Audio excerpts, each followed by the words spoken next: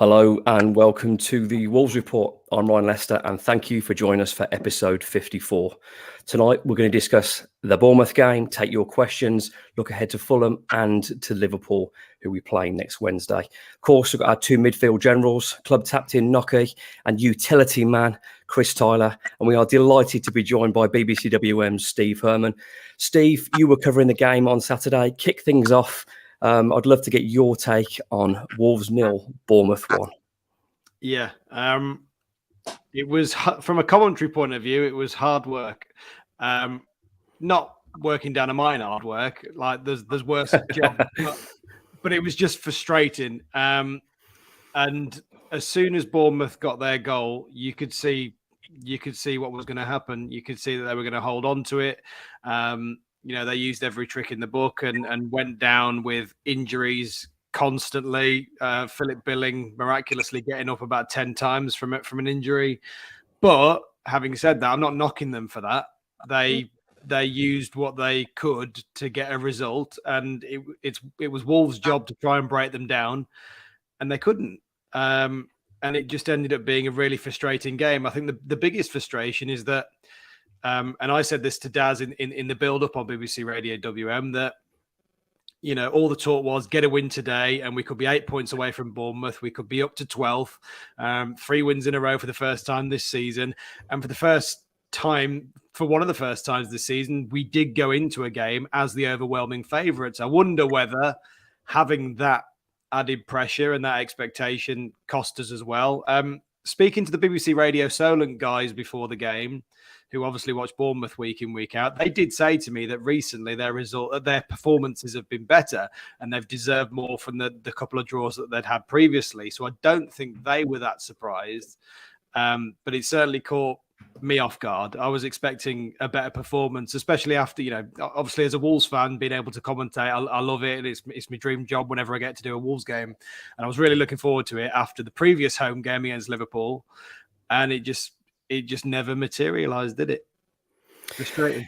Yeah, I mean, Nocky, it feels like a tough one to take. You said off air just before, it was a proper Wolves result of what we'd been used to when you're expecting it, you think that things are going well, it's all going plain sailing, and then bang, hit home with a reality check that was a home defeat to Bournemouth. Yeah, I hate football. I don't know why we watch it, to be honest. It was...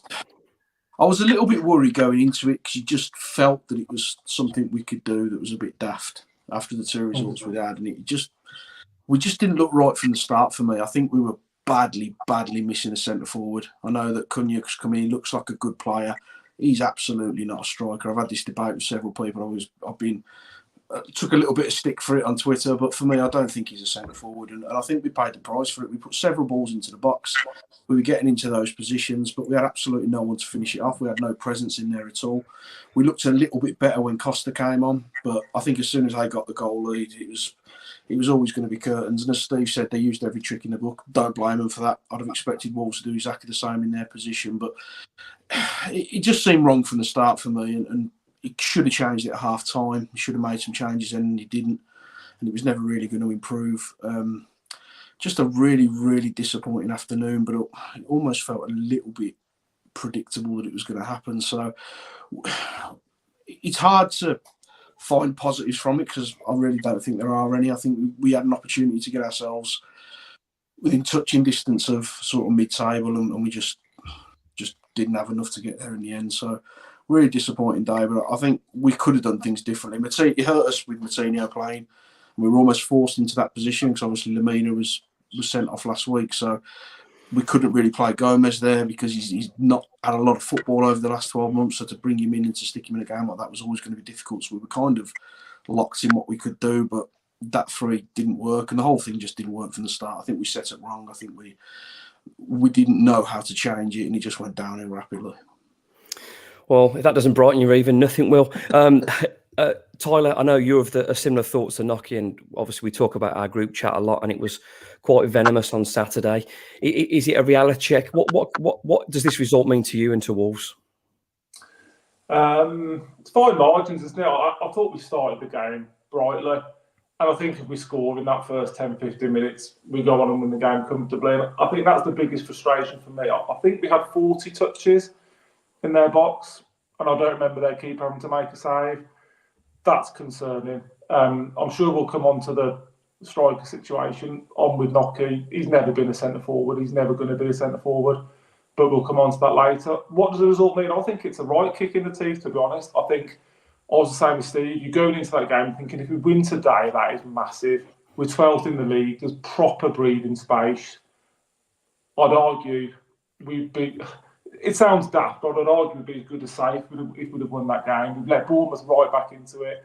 The results went against us, but other weeks they've gone for us, so you can't rely on other teams.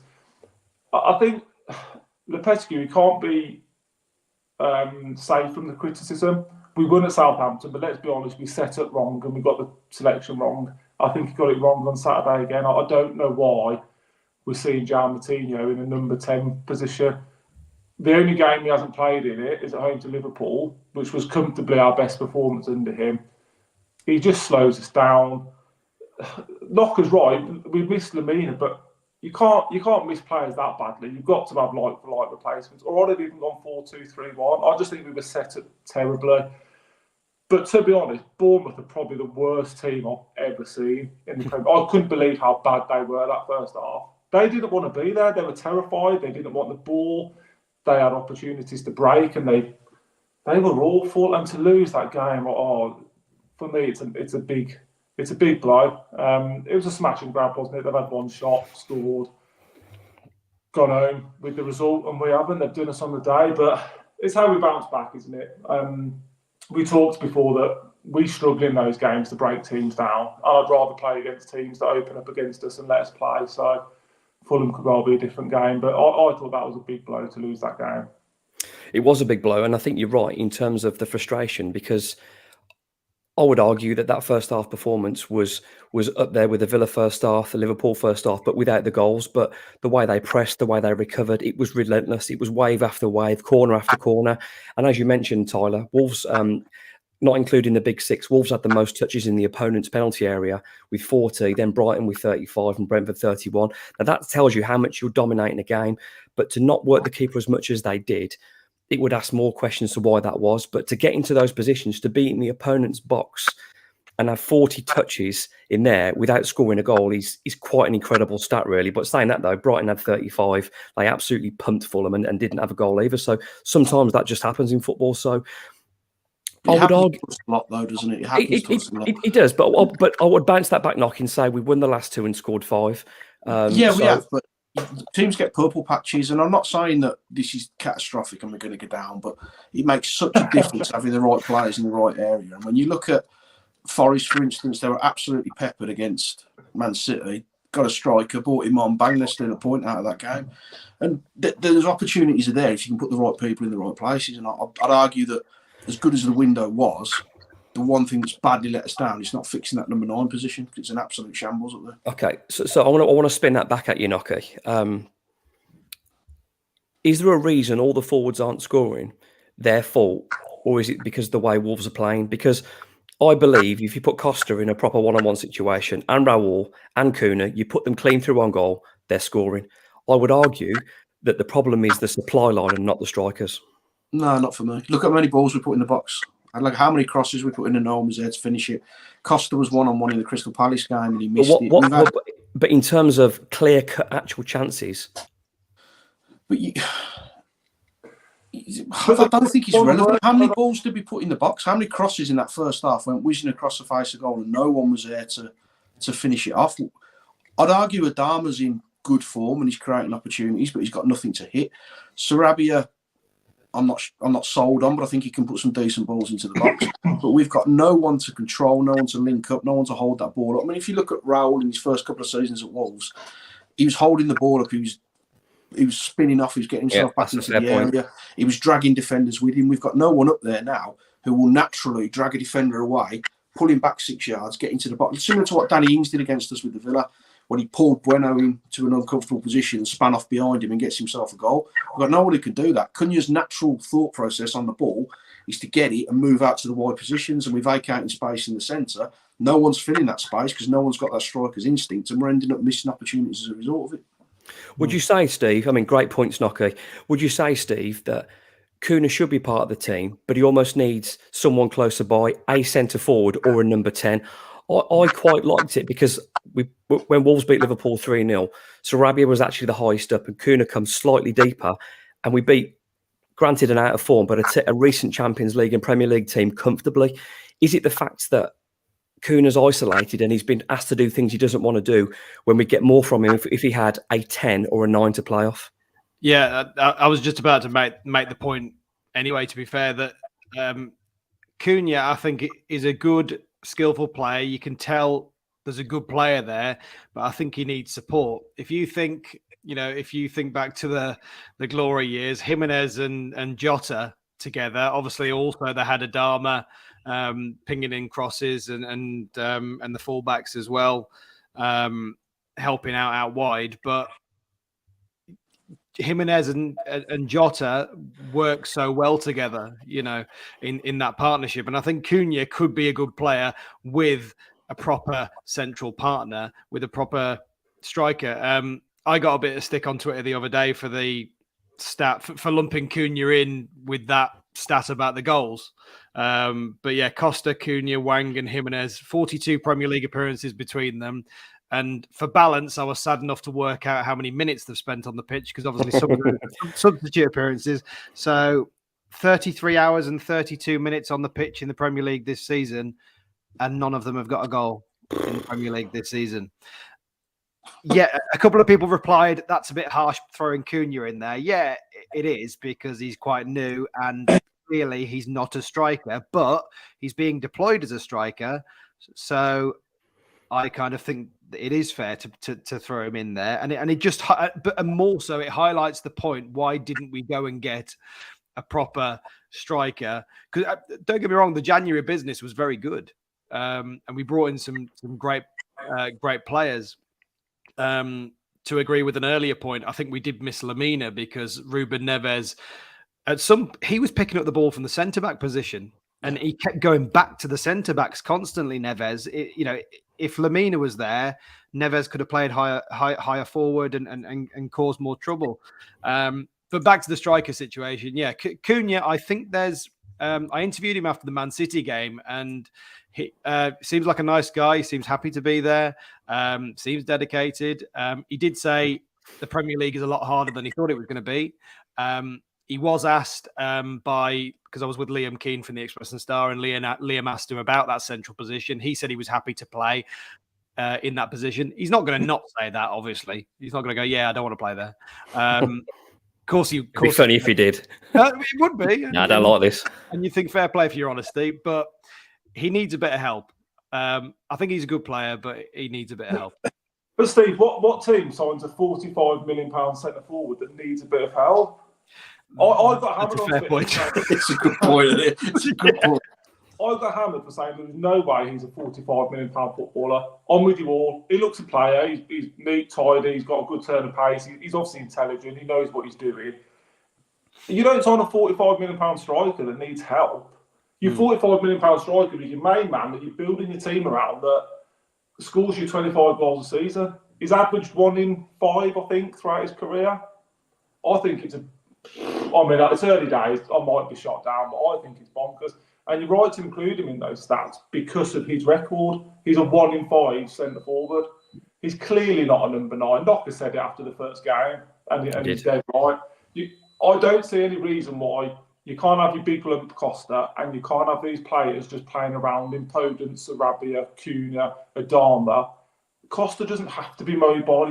He just has to work the 18-yard box. Like Knocker said, just drag the defenders away, make space. We're the easiest team to play against if you're a centre half, because everything is just in front of you. It must be a walk in the park for them. Sorry, he's winding me up back. It's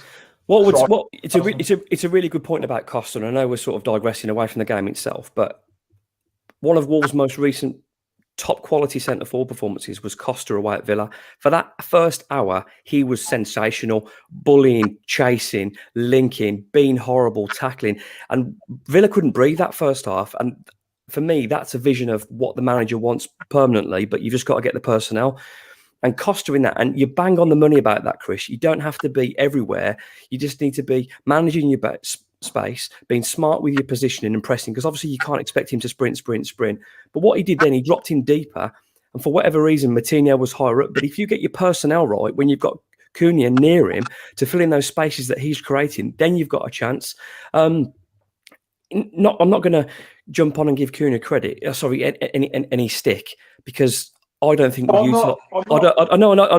I think people may come across as that way if they just jumped on and listened that we're giving him a stick. I don't think we're utilising him properly. Now, I'm happy to be criticised with this, and I'm sure you'll all disagree. If Wolves played a 4-2-3-1 with Adama, Podence and Sarabia with Cunha there, I think you'd see way more. When the players are close to him and he can feed a player that got 20 goals last season, when you can feed Podence that's on a goal-scoring run, when you can feed the likes of Adama who can get him behind and around him, I think you'll get more from him. The more isolated he is, the weaker he looks, and he comes wide to link. And I just think that's a shame that we're not utilising him, because apparently he's great to be around. He's a great character. He's clearly very talented. I just wish Wolves would use him. And you guys might be right. If he's playing off Costa, let's have a look at it. But at the moment, I feel sorry for him, because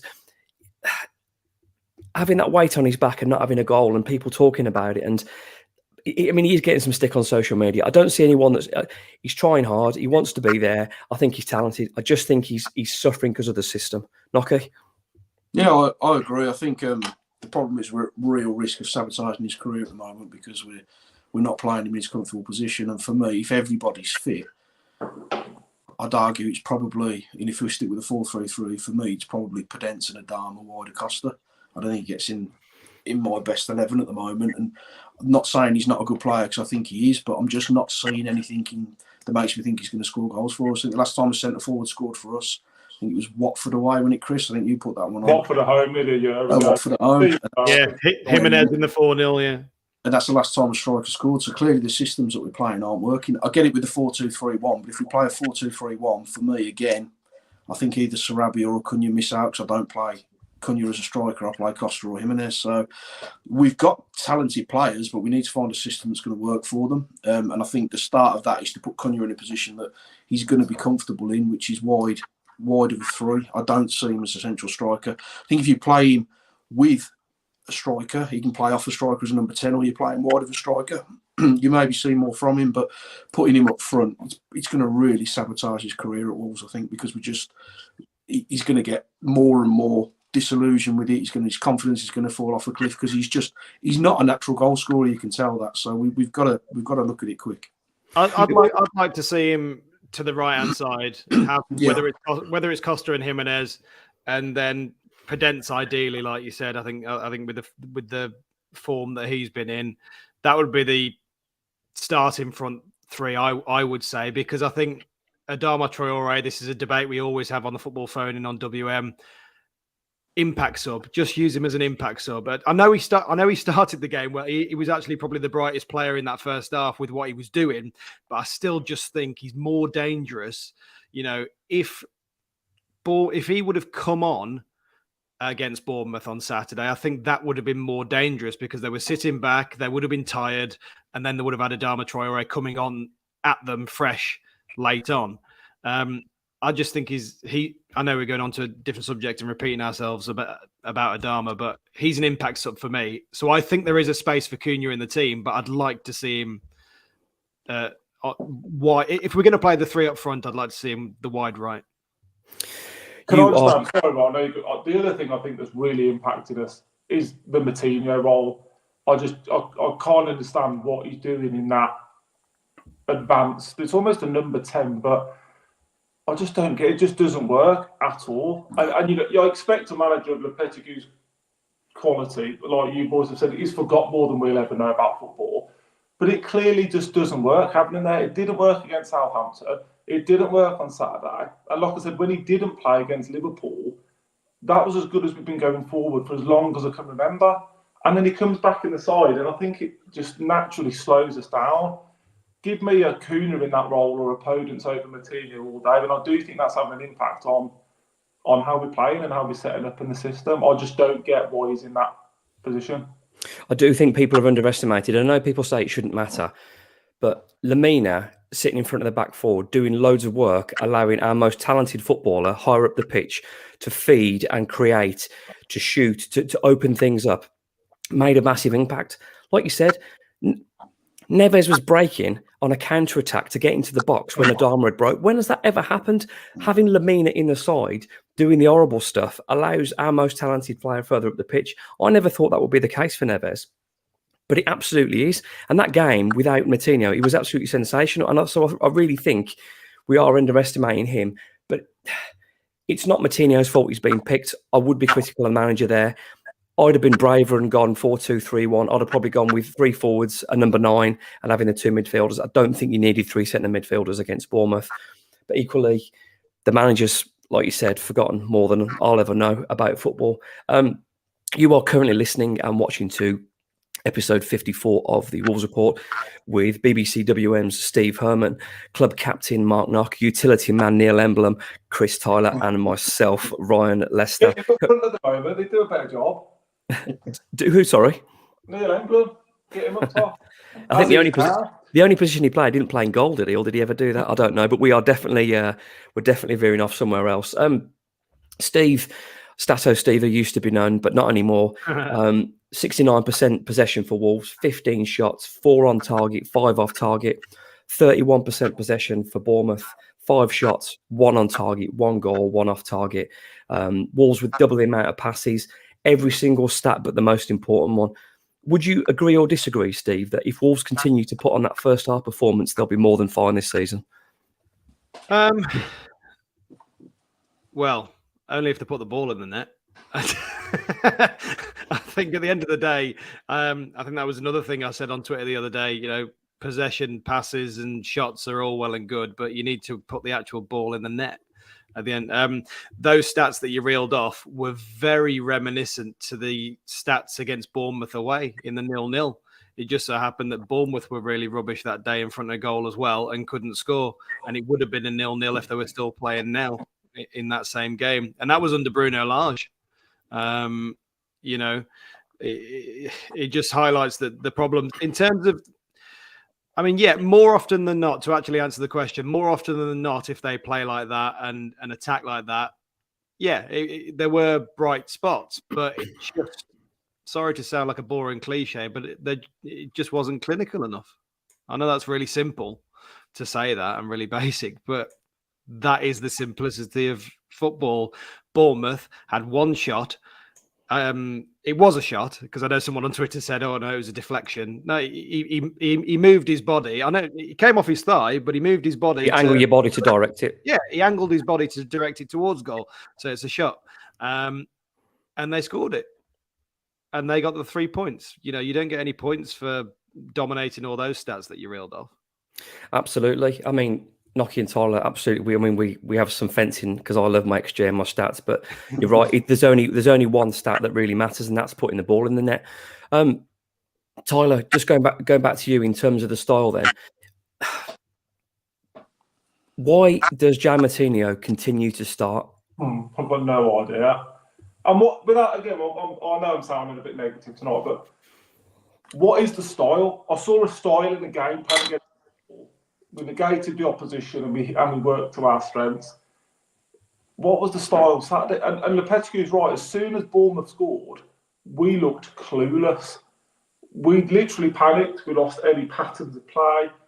I mean, the team that finished the game, I know you asked about Moutinho. Sorry, I'm still ranting. How do you bring on 2 centre forwards in Jimenez and Costa and take Adama off?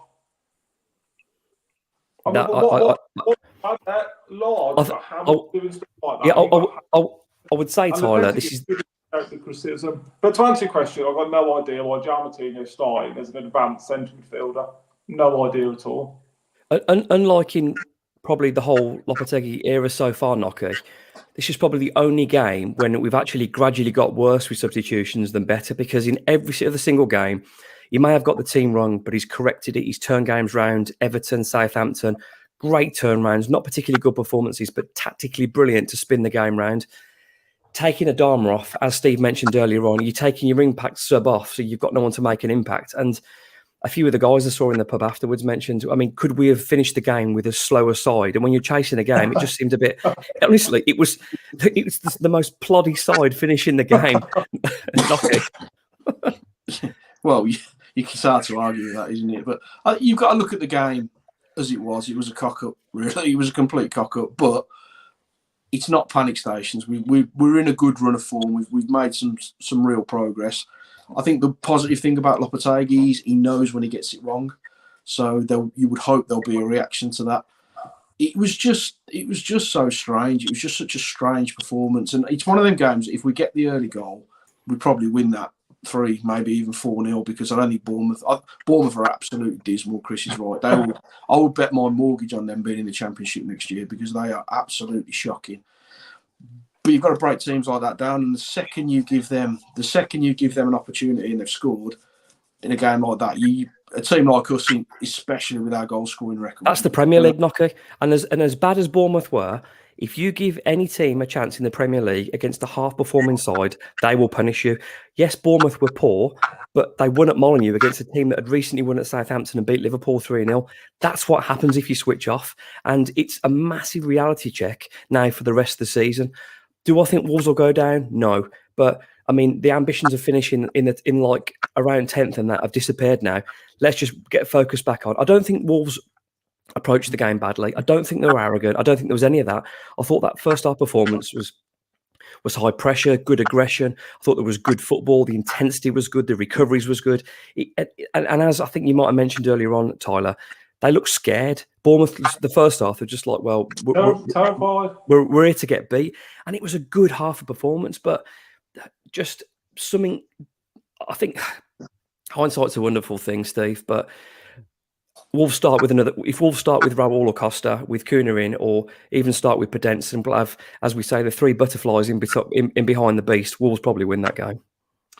Yeah, I think for the first time, because again, I was probably commentator's curse before the game, talking about Lopetegui and the substitutions he's made and how tactically spot on he's been in terms of how to change games. You know, he's done that on a couple of occasions already. But yeah, I think he got that one wrong. And I think in his post-match comments, he kind of alluded to that and accepted that in fairness. But he also did talk about they needed to be more calm in front of goal, because especially after Bournemouth scored, I think, we talked earlier about Sarabia playing those balls in, but it was just, they were quite nice floated balls in, but they were just being headed back. Just headed back. You're playing against 2 big centre forwards, and Kuna's not going to score headers like that. That's not his game. He may score a header if he's unchallenged, but he's not going to beast through 2 giant centre backs who have been doing it for a living. That's just not his game. One of the best chances we did have was, I think it was Sarabia's corner. He's very unlucky. And Dawson had a header tipped over, didn't he? And actually, Kuna nearly scored a header from Adama cross as well. He was quite unlucky with that. It was a good save. Yeah. And Sarabia had a shot as well, but it just wasn't. It was just a frustrating, bad day at the office. Again, a cliche, but I'm just hoping that's what it was. I'm hoping that it was just a blip, and as you said earlier, a reality check. And it was, again, my last question to Lopetegui after the game was, I'm sure you wouldn't have got carried away anyway, but it is a reminder that we're still in a bit of trouble. Before we pick out a couple of players in the game, something that tickled me earlier on, I've got to bring it up. And this, I don't know what, it might not everyone else find it funny, but Mr. C wants to know, how come Tyler is always home for Lingo? Now, just so everybody knows, Chris doesn't just moan about Wolves. He moans about everything. He was tweeting earlier on, moaning about the standard of contestant on Lingo. So that's where we're at. Honestly. But there we go. And the answer is why he's from home. I'm not going to answer that. Maybe he was working from home today, but I don't know if he's Lingo. See, Lockie, there's a man that's grafting, doesn't know what daytime TV is. ITV game show. Oh, Steve. Oh, I don't watch that. It's basically like Wordle for half an hour, if you've ever played that. And we can't knock her on educated. I couldn't only Fools and Horses. I won't be watching that rubbish. I knew what kind of show we're in for. I looked on Twitter, and there's Chris moaning about daytime TV game shows. I thought, he's still at it 2 days after. Just what? Let's get back onto Wolves before we talk about Mr. C's other comments about Chris. You are watching episode 54 of the Wolves Report with BBC WM's Steve Herman, club captain Nocky, and Neil Emblem, utility man Chris Tyler, myself, Ryan Lester. Someone that seems to be really splitting the fans is Sarabia. Now, 5 million quid, come with a big reputation, a current Spanish international, played at the World Cup, 9 assists last season, 20 goals plus last season. He seems to be really trusted. He doesn't really get subbed. He seems to play in a lot of the games. He played his part in the Liverpool game, as did Kuna, but obviously none of them scored, but although they're involved in the goals. Nocky, your initial take on Sarabia, and I know a lot of people have said they're really surprised that he didn't come off. Now, I trust Lopetegui, and I can see Sarabia as a footballer. Again, is this somebody that's going to suit playing with more forwards as opposed to in front of a 3 in midfield? Right, everyone, take your children away from your sets now. Nocky's about to go. No, I'm calmer than I was on Saturday. I don't want to write him off. But he doesn't get in my team at the minute. I think he looks more like he could play potentially in a number 10, but there's certain players who come into this division and I think physically struggle to adapt to it, and he just feels like that sort of player to me. He's relatively tidy, he's got good feet. I don't see him making much of an impact. I think if there's a choice between him and Podence over there, it's Podence every day of the week. I'd like to see them both, to be honest. At the expense of who? Or play 4-2-3-1. Play Adama or Kuna as a part of those midfield 3, and have Costa up top. More than happy to do that. I want to see the butterflies around Kuna. The one touch, the tricks and the flicks. Kuna's got that in his locker, but because you've got 3 midfielders and Martinho can't get near him, he's isolated. This guy wants to link up and play football. Dummies, flicks, through balls. You've seen that. He's got two direct assists, and he's involved in another goal from not playing his proposition. Playing close to somebody, Wolves are going to get the best from him. Yeah, I'm the 4-2-3-1, man, especially with the setup we've got, I think it'd be perfect for us. And you would maybe see more from him and Cunha because they're narrower. They can do integrate, whatever the word is, football together. They can knock the ball around. They can find space. It's going to give us options. But if we're playing a 4-3-3, I don't think he's got the pace to play there. I don't think he's suited to it. So again, similar to Cunha, my risk for me, I think we're potentially sabotaging his Wolves career because we're playing him in a position that he shouldn't be in. And I don't think he gets in my best 11. I've not seen anything to make me think, yeah, this is a really shrewd bit of business for us, because I just don't see that level of quality that's going to improve what we've got. Just before I move on to Chris, again, you should move your children and pets away from the screen. I'll have a little sportsman's bet with you, Nocky. Point at the next game. Sarabia will assist or score on Friday night at Fulham. It's happening. Shake. Ready? Yeah, I'm up for that, yeah. Yeah, I'm not shaking because I'm in the other part of Birmingham, but I can wave at you if you like. That's better than what you usually do at me. So, Tyler, I think you're pretty much you and Nocky are in the same boat. I think Sarabia is a very, very neat and tidy footballer, but I don't think Wolves are playing him correctly. Actually, I'm not as far gone as Nocky is. I think there's a player in there. I think he is neat and tidy, but again, what does that mean? It's just like it's a bit of Steve Herman football jargon, that is, isn't it? Neat and tidy. There's no need for that. Has been going off tonight. I'd expect any footballer on probably 80 grand a week to be neat and tidy. I'm a bit with Knocker. I think the pace of the Premier League, like what Steve probably asked Kuna, I think it can shock a lot of people. It's an intense, tough league, isn't it? And he doesn't necessarily look ready for it out wide, but I think there's a player in there, and I'm not writing him off yet at all. He looked good down the middle, didn't he, against Liverpool? That's where I think he's, probably best. But I don't think Lopetegui is going to go 4-2-3-1. I think he likes the 3 midfielders. I think he'll stick to 4-3-3.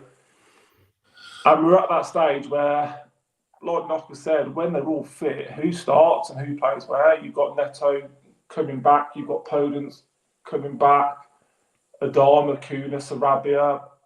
It's a headache, isn't it? And we've got with none of them scoring. But it's not. I don't think it's a positive headache, right? Because none of them are banging the door down. Apart from Podence, none of them are scoring and assisting. So it's difficult, isn't it? You just absolutely stole my line off me then, Chris. I was about to say, unbelievably, Tyler's put a spin on it about all these options we've got, Steve, going forward. Then he goes, they're not in form, though. So I was jumping on to spin it into you, Steve, for some positivity, and he went, yeah, they're not in form, though. So it's no fun. I tried to be quite positive there on Sarabia. Yeah. To answer, I think he's going to be all right, but we haven't got time on our side, like we've said before. Steve, your take on Sarabia? Yeah, they're caught between a rock and a hard place. I only said that just for a cliche. I don't actually mean that. My biggest issue is when you're reeling off all the stats, Ryan, and you're like, oh, yeah, 9 assists this last season. That's because he was providing crosses from Mbappe, Messi, and Neymar, which goes back to our earlier point about the lack of strikers who could score goals. You know, I think that's part of it at the end of the day, because I did say earlier he was putting in some nice crosses and his delivery from corners was very good.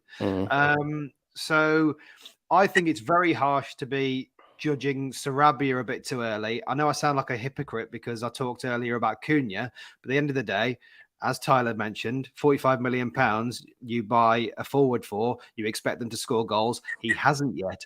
And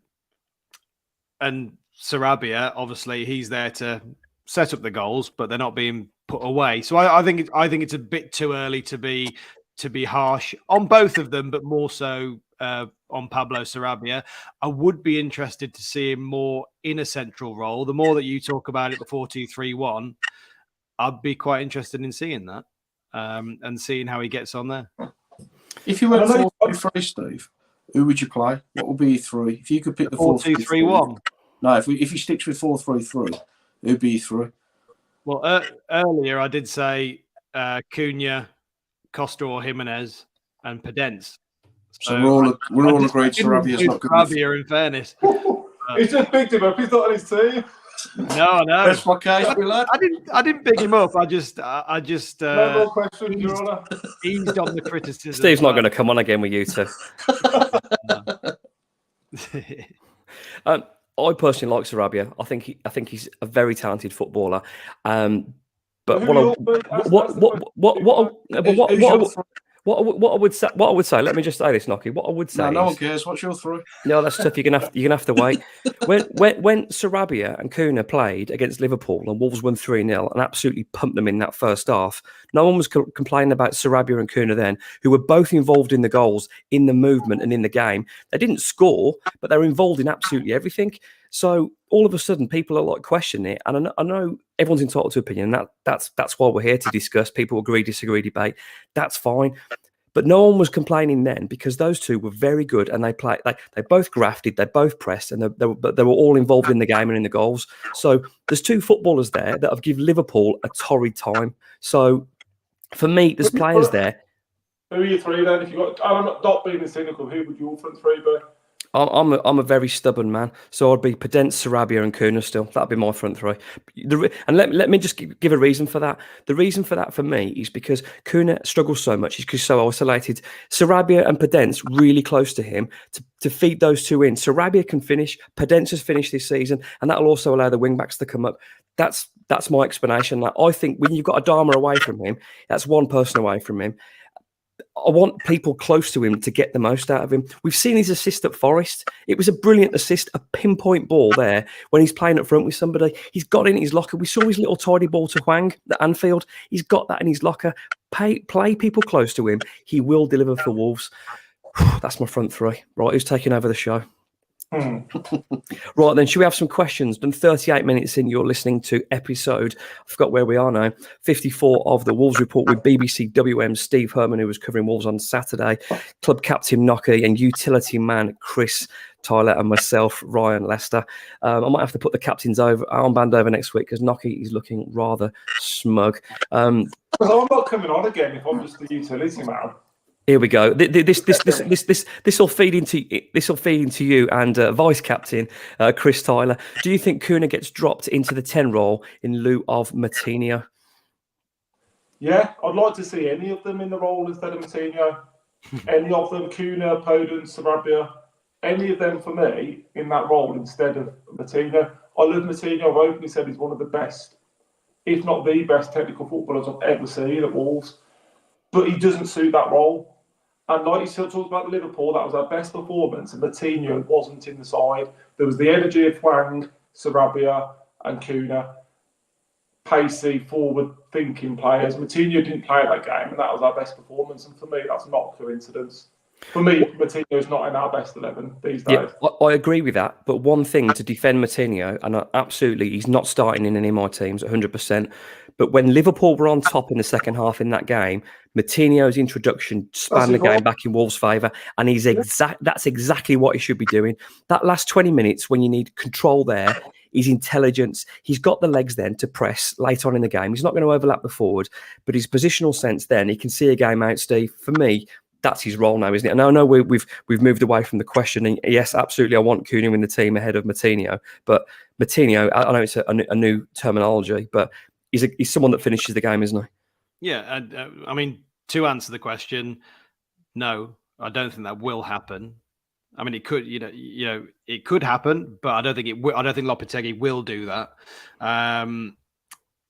I was going to start talking about the Fulham game, but we'll leave that to a little bit later. But no, in terms of Coutinho, I think it's very clear that not that his legs have completely gone, but he's a classy player. He's been brilliant, world class, 46 caps for Portugal, great player. But his best days are behind him. So I think he utilising him that high up clearly. To repeat what everyone's saying and what everyone thinks, he can't play that high up. Simple as that. Absolutely. I think this is, I'm not going to get us to go into this because we're not over already, but Josh says, why do we hardly ever try playing through the middle, Ryan? Why can't we try a proper 4-2-3-1 at Fulham with Costa as the number 9, Adama, Sarabia and Kuna in support, Lamina and Neves the pair? I think we'd all take that. So yeah, great point, Josh. I know we've debated that quite a bit already. This is something, who should we have this one to?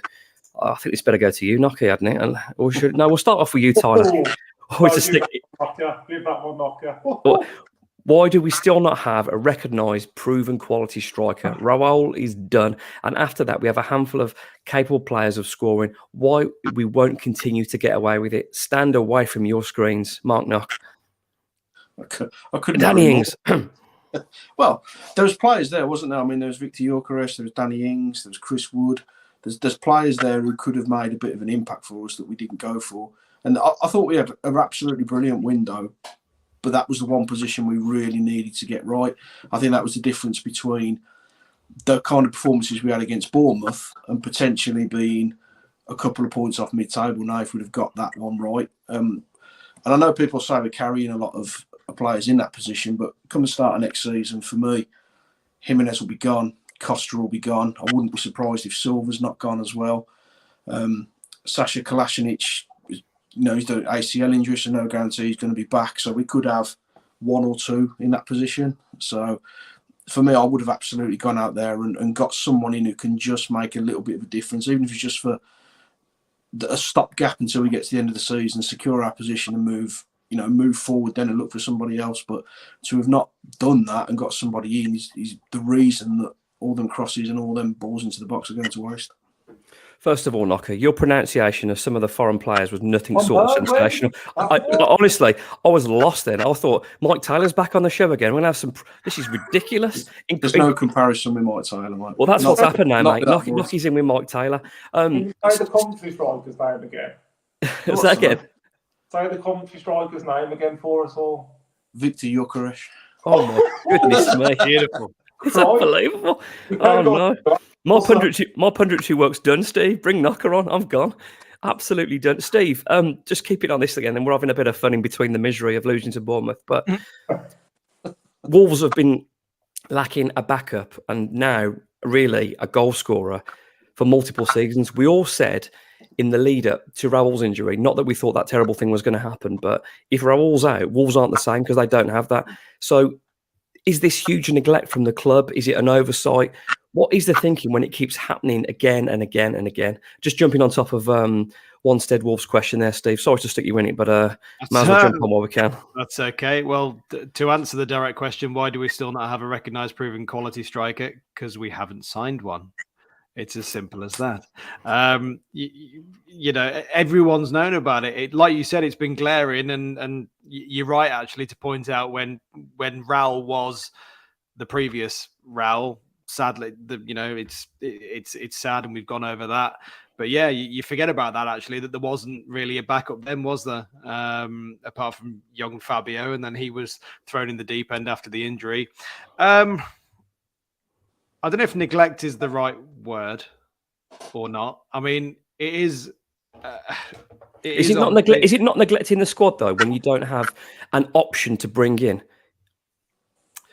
Perhaps. I mean, the one that jumped out of all the names, and I'm not just saying this one because it was the easier of the three to pronounce, but Chris Wood. I mean, Isha, he got a goal the other day, didn't he? He got a goal the other day for Forest, and it would have been great to sign him because he always scores against us, just to release that danger. I just don't think neglect is the right word. I mean, I'm only going by what the club have said and the messages we've had, that they say Mateus Cunha can play as that central striker. They're convinced that he can. And I can play as a central striker, but I'm not going to score you any goals. Again, it's a fair point, but that's the only reason I can think of that one wasn't signed, because they're convinced that Cunha eventually can be. But obviously, from what we've discussed tonight, we disagree. Just a quick poll in on Cunha. I don't see Wolves deciding to take him out of the time anytime soon. I don't think he's played badly for Wolves. I haven't seen a poor performance. I've seen promise. I think we can see more. I still think he'll score a couple of goals. So are we? How are we feeling? Are we all writing him off? He'll never be a number 9, or is there any part that he believes? Nocky, can he play as a number 9 long term or no? I think he's going to be a very, very good player, but he's never going to be a number 9.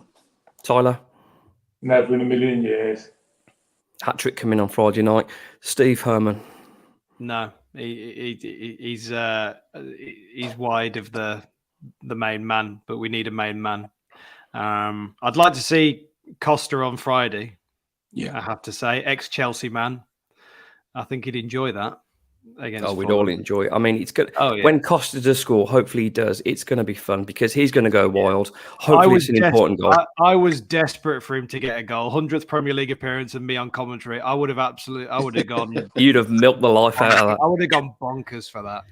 I would have loved it. But whenever it happens, and I'm confident it will happen. He will get a goal.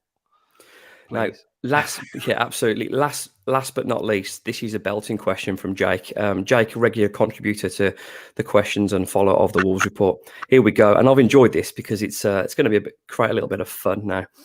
Jake Walker asks, here's a question: how much time do Wolves fans give new players to the club from their other leagues to settle in, or do we write them off after 10 games or less? That is a great question. Now, what I would say initially, and I'm going to bring you into this one, Tyler. When players come with huge fees and huge wages, you expect them to have an impact. When they come on big money, you're in a relegation battle. They've not brought in to be nice. They've been brought in to work and to deliver now. That'll be my take. However, have those players contributed to Wolves being the climb they've had so far? Yes. Have we seen the best of them? No. I think Sarabia as a player, I think he will get multiple assists. I think Cunha will get some goals before the end of the season. But Tyler, I'd love to get your take. Jake, brilliant question, by the way. Thank you. Yeah, and I was having a bit of banter with Jake on Twitter after the tweet I put on about Cunha. I'd like to reiterate what he said at the start. I think he's a good footballer. I'm not denying that. And I think Sarabia is as well. I think it's always been a bit Wolvesy, hasn't it? We've always judged players very, very quickly. I can remember we've been doing it for years. I think this season's a bit of a unique one because we haven't got the time, like you mentioned, Ryan, for these players to get up to speed and to get where we need them to be. I think the other thing is that some of the transfer fees have been alarming. It's not our money. Maybe we shouldn't take the transfer fee into account, but I think you naturally do. And I think when you look at 43 for Cunha, 40 odd for Nunes, 35 for Fabio, 37 for Semedo, they're big numbers. And I'm expecting a £45 million centre midfielder to walk the show week in, week out. Nunes doesn't do that. I'm expecting a £45 million striker to look like scoring every time he gets the ball. Cunha doesn't do that. Maybe I'm a bit old-fashioned. Maybe the game's moved on with transfer fees. But It's a hell of a lot of money for some of these players. And I think that's why subconsciously Sarabia, you probably will have a bit more patience with, because it's £5 million. If it doesn't work out, we don't lose anything. We won't lose any money. We'll move on to the next one. If Fabio doesn't work out, we make a loss. Is Cunha ever going to be worth more than £45 million? Don't think so. So from a business perspective, again, you have to take it into account. To answer his question, yes, I think as a fan base, we do write players off quickly. But I think we're fair to expect a lot when we're seeing the wages, the transfer fees that have been branded about. The irony is that the most impressive January signing probably so far is £3.3 million for Craig Dawson. But that's what you get when you've bought a player who's proven, Premier League proven, and can just settle straight in. I think, sorry, I know I've jumped in, but so I might as well answer the question and contribute. Yeah, we have I'd like to say feedback rather than criticise, because I think we talked about Sarabia, that it's a bit too soon. Cunha, the only reason why we've perhaps been a bit too harsh on him is because of as Tyler said, the fee that he was paid for, and that he's supposed to be there to score goals and he hasn't yet. But we're not. What I would say in our defence is we're not counting them out. We're just making points of what we've seen so far. Nobody's counting them out. Nobody's saying they're bad players yet. We're just giving our opinion on what we've seen so far. You know what I mean? Knocker, your take on that? Yeah, completely agree with everything the lads have said. I think do we write them off early?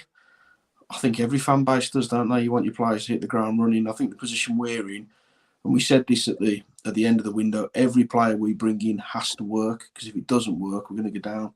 And when you look at the impacts that João Gomez made when he came on, got himself a goal, looks a really good player. Dawson looks a really good player.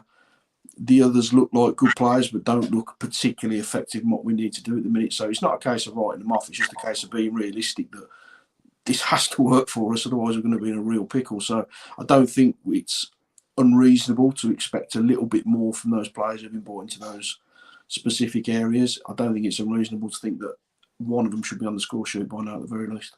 Can I just lift the mood very quickly from what I've just because I've mentioned Craig Dawson, and it reminded me of like the one moment on Saturday that made me smile. We were in the tunnel waiting to speak to Lopetegui, and all the players filter out the tunnel, and some with their friends and family. They filter out the tunnel and exit the stadium round that way. And Craig Dawson came through rolling his suitcase with his kit and stuff, and then his two little kids came running behind him, and literally they came to the mouth of the tunnel and saw the stadium, and both of them just went, "Wow!"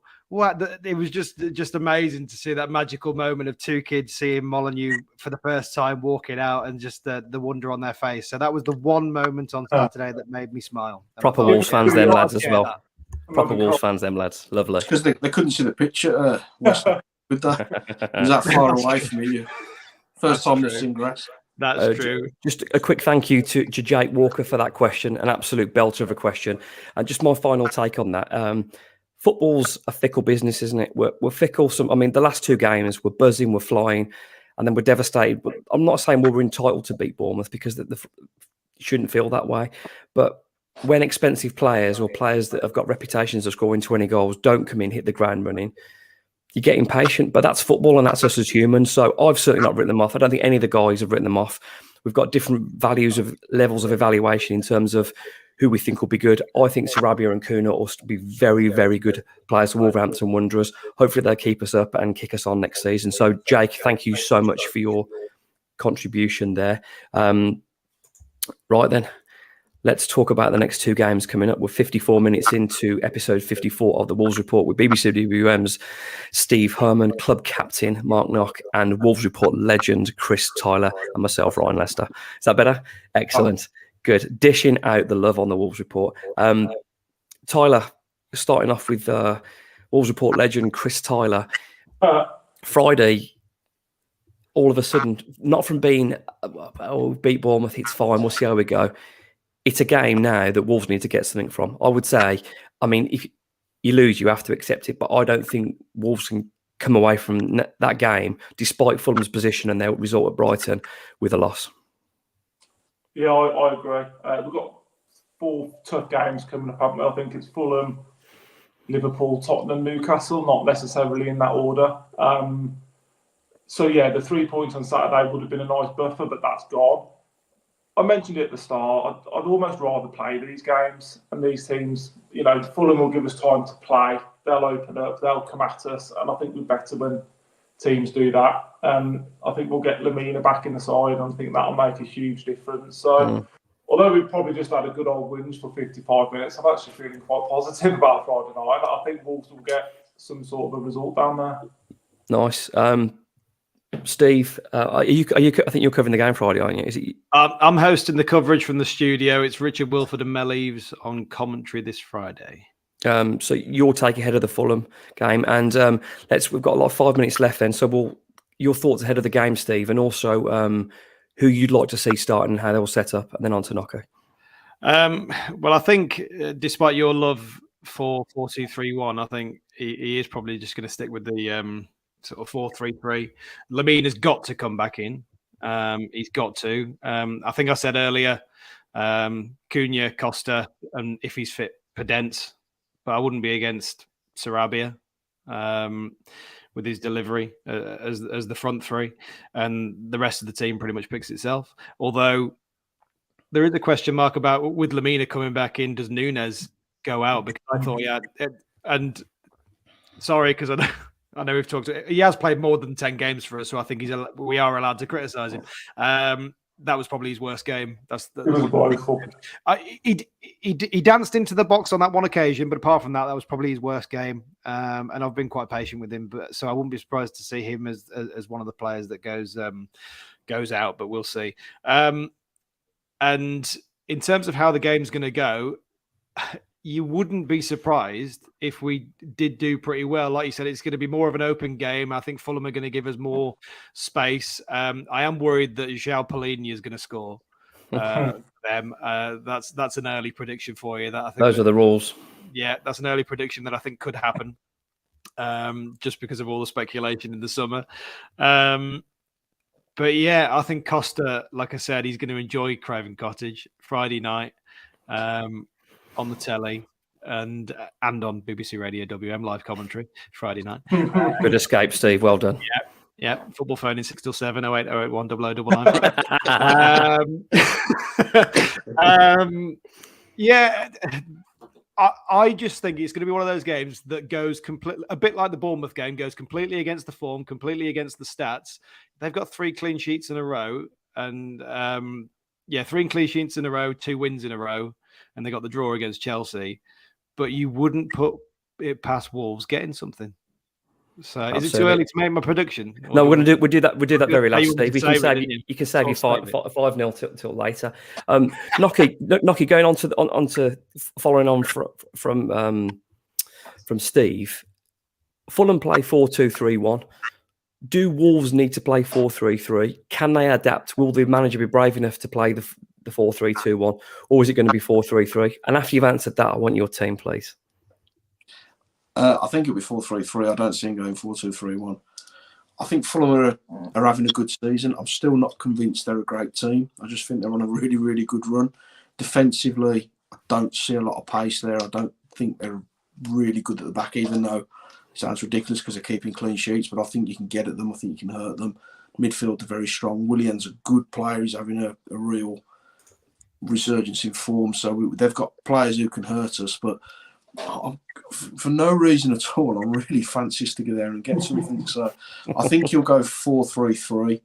I don't think there'll be a lot of change. Lamina will come in, which will allow Neves to push up, which makes him more effective. I think you'll see Nunes better as a result of that. Front three, I think he'll go Sarabia, Cunha, and if he's fit enough, I think Podence will come in. Yeah, I think you've hit the nail on the head there with the team. I do think it'll be very similar to the Liverpool team, with Lamina sitting the deepest. I think Podence will come in for Traore. Not that Traore was doing anything wrong, but I think in a game like that what he can do as a sub. I mean, he was brilliant in the first half, but then obviously he quietened down. Him as an impact player, I'd probably keep Matheus Nunes in a 4-3-3 because there's a really good footballer there. He wasn't great the weekend, but did a job against Liverpool, played a big part in there. So it's that time of the show. And from being miserable, we've turned it around, boys. There's a lot of belief. There's a lot of belief and love in the air. So we'll start with our resident happy man, Tyler. Your prediction for Fulham v Wolves? 2-0 with my two favourite players scoring, Kuna and Sarabia. It's up to a belter. Knocky, look at Steve's face. He can't believe it. I'll go 2-1 to Wolves. And the modern day Thomas Frankowski, Kuna with the goal. Get in there. Look at that. Steve Herman, follow the love on. I'm going to agree with the 2-1. Polina for Fulham, as I've already said. Oof. And I think a Neves free kick. Oh, yeah. And Diego Costa with an 88th minute winner. That's not going to be. That is not going to be any good for my shins in that away end, Steve. That's going to be no good. Give us a for my call shins. after the game. 08081 009952. I'm going to make it a 4 on the spin, and I'm going to say it's going to be Wolves 2. I keep doing this. Fulham 0 with Kuna finally scoring for Wolves with an assist from Sarabia. You have been watching the Wolves Report with BBC WM Steve Herman, Mark Knock, Chris Tyler, and myself, Ryan Lester, up the Wolves.